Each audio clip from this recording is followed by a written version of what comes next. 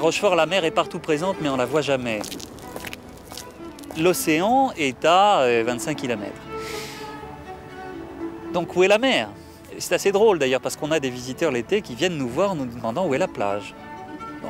Eh bien chez nous, la plage, on la rêve, on l'imagine, on la convoque, on l'invoque, on fait revenir ici tous les éléments qui permettent d'affirmer aux yeux du monde que Rochefort est bien une ville de l'océan. Et l'une des manières d'y parvenir, c'est justement de construire un bateau.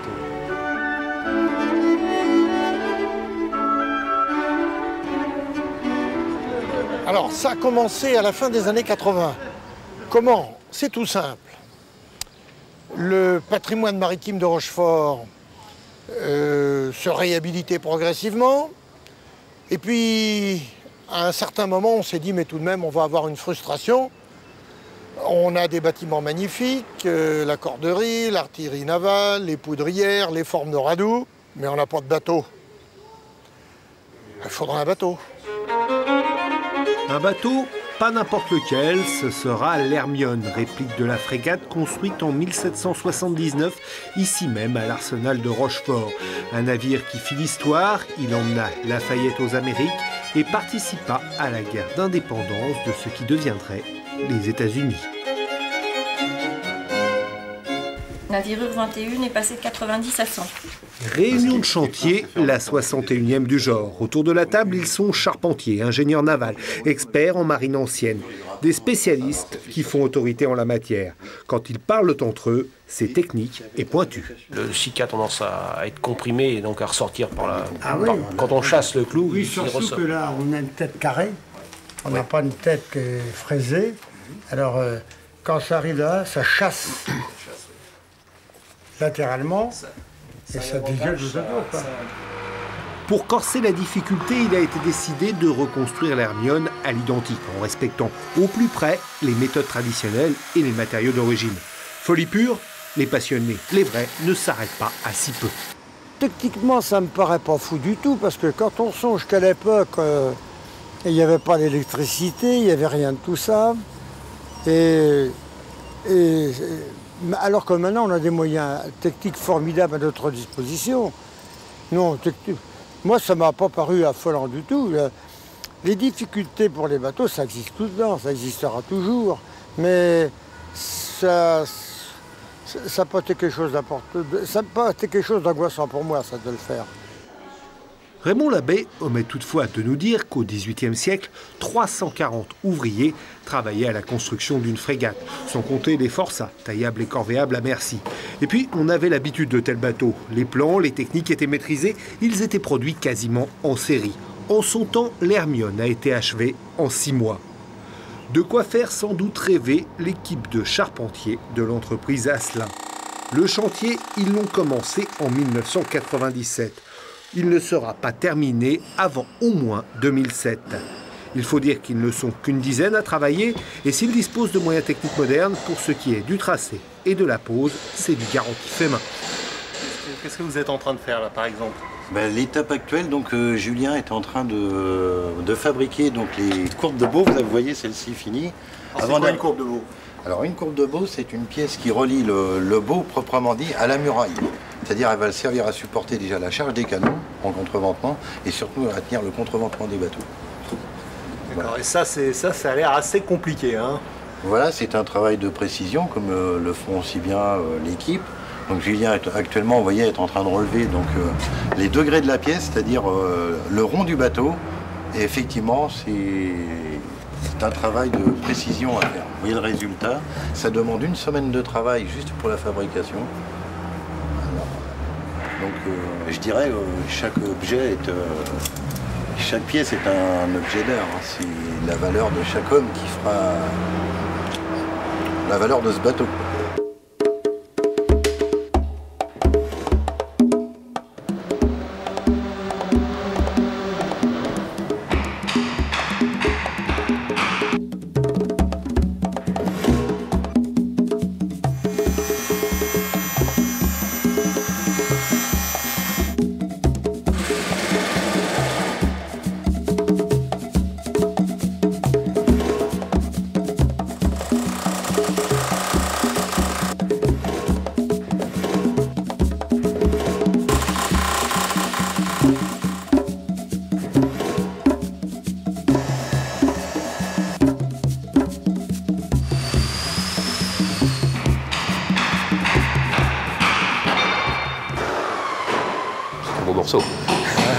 C'est un très beau bateau.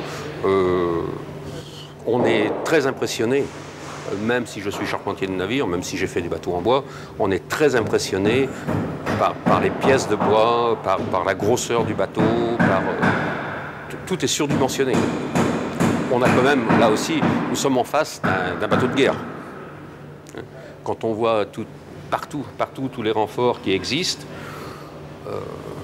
on ne peut être qu'impressionné.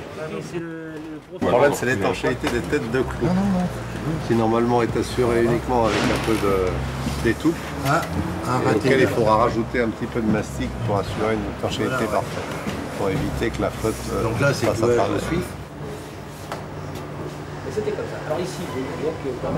Le comité scientifique et historique veille à tout. Chaque clou, chaque assemblage aura fait l'objet d'une réflexion et de débats sans fin.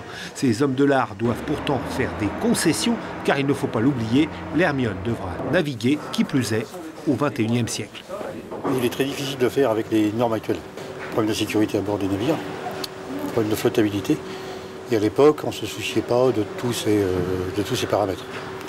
Donc actuellement, c'est mettre le bateau en conformité aux normes françaises actuelles, normes françaises et mondiales. Et la réglementation, eh bien, il faut faire avec beaucoup de dérogations, chose qui n'est pas très facile. Règlement, assurance, navigabilité. Autant de mots qui n'effleurent pas les oreilles de Jean Thomas. À 12 ans, ce garçon est tombé sur une histoire de corsaire. Il n'en est jamais vraiment ressorti. Sur le chantier, c'est l'homme des plans et de la maquette. Un modèle au 1/18e qui a plusieurs mois d'avance sur l'Hermione grandeur nature. Le modèle permet d'expliquer les phases futures ou une suggestion de montage d'autrefois. Et après, de pouvoir, avec Jacques Hay, le chef de chantier, voir comment lui, en tant que charpentier, il le ressent, les choses qui ne lui plaisent pas, donc voir si dans les archives il n'y a pas d'autres témoignages et évidemment après pouvoir faire des plans pour pouvoir les proposer au CRIN, à l'association et que tout soit accepté. Ça c'est le travail du charpentier qui partait dans les forêts et qui présélectionnait les arbres. On les choisissait en fonction de leur taille et de leur forme. Vous nous avez dit qu'il y avait plusieurs morceaux de bois et comment ils ont fait pour les assembler? Alors, en fait, on va aller le voir directement au fond de la forme. 250 000 visiteurs par an, le chantier de l'Hermione a atteint sa vitesse de croisière. C'est désormais l'un des sites touristiques les plus fréquentés de la région. Pour en arriver là, les initiateurs du projet ont développé l'idée de chantier spectacle. Il y a 3 ans, ils ont ainsi créé une sorte de village des artisans. On peut y voir par exemple comment les forgerons travaillaient sur les ferrures du bateau. Ici, c'est Arnaud, ébéniste de son état. Depuis maintenant 1 an et demi, il conçoit la barre de la future frégate sous l'œil du public. Un public pour lequel il faut sans cesse inventer. Une bonne année et demie, donc il travaille dessus. C'est le problème qui se pose à nous, effectivement, d'un point de vue touristique. Parce que comme c'est un vrai chantier, si vous voulez, eh bien effectivement, la coque est en train de se fermer progressivement, mais nous allons trouver des solutions qui nous permettront d'emmener le visiteur, ou du moins le regard du visiteur, à l'intérieur du bateau. Quand le château arrière va se fermer, on essaiera de trouver une solution qui permette aux gens de rentrer par l'arrière, par l'une des 2 bouteilles arrière, sur l'un des 2 ponts, pour qu'ils aient au moins une vision panoramique de l'intérieur du bateau. Certains visiteurs en redemandent. L'association Hermione Lafayette compte 4500 adhérents. Ils viennent régulièrement suivre de visu l'avancement de ce qui est un peu leur bateau. Moi, je suis d'Orléans. Et je viens souvent sur l'île de Ré, plusieurs fois par an, et à chaque fois, je viens voir ma petite frégate Hermione. Donc, je la vois avancer comme il faut, et c'est vraiment très très bien. J'ai tous les bouquins là, avec les photos de chaque partie de couple, de tout ce qui a été construit.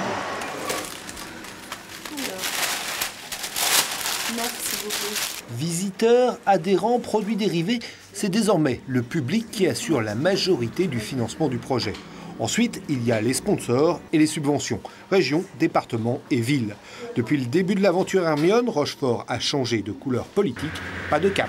C'est un des éléments essentiels du développement touristique et culturel de la ville dans le futur incontestablement, puisque le bateau sera intégré donc dans le projet Grand Hermione, c'est-à-dire dans le projet de remise en valeur de l'arsenal maritime de Rochefort, sans doute dans la forme Napoléon III, qui est la forme la plus moderne, si je peux m'exprimer ainsi, de l'arsenal. La facture finale devrait en tout s'élever à 12 millions d'euros. À l'association Hermione Lafayette, où l'on tient les cordons de la bourse, on annonce des comptes en équilibre, même si l'on aimerait un peu plus de louis d'or pour augmenter la cadence. C'est vrai qu'il faut qu'on accélère les travaux pour tenir un petit peu notre échéance, l'échéance qu'on s'est donnée de terminer le chantier en une dizaine d'années, puisque on a démarré en 97, l'objectif est de terminer aux environs de 2007, donc il faut accélérer, mais je dirais que les choses se passent plutôt bien. Un jour, la frégate retrouvera la mer pour son voyage inaugural direction Boston. Ce sera en 2007 ou 2008. Dans cette aventure humaine et technique, le temps ne presse pas autant que cela. Il s'agit tout simplement de rentrer à nouveau dans l'histoire en toute modestie. Ce qui est valorisant surtout, c'est vrai que c'est le gros travail d'équipe, parce que, comme je le dis souvent, un tout seul là-dessus, on est ridicule. Et c'est vrai, quand on s'imagine les jeunes qui arrivent, au bout d'un an, ils nous disent « Ah, on a quand même fait tout ça ». Autrement, on ne s'en rend pas compte. Et là, c'est vrai qu'un groupe, c'est indispensable.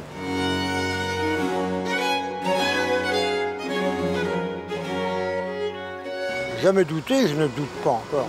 Ah non, puis on est arrivé à un tel stade maintenant qu'on ne peut plus faire marche arrière, comprenez ?